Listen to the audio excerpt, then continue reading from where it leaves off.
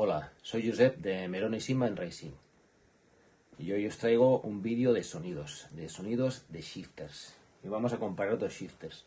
El primero, el SG Racing, uno de los mejores, si no el mejor shifter del mercado, solamente secuencial. Vamos a comparar con el PXN SF-SH, que es un shifter dual, puede ser secuencial y puede ser también en H. Vamos a comparar primero en secuencial, en modo secuencial. Empezamos por el SG Racing. Atentos.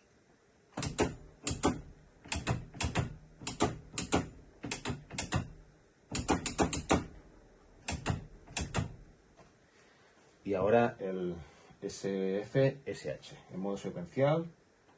Como podemos observar aquí, con esta palanquita, en H arriba, secuencial abajo. Vamos a ello.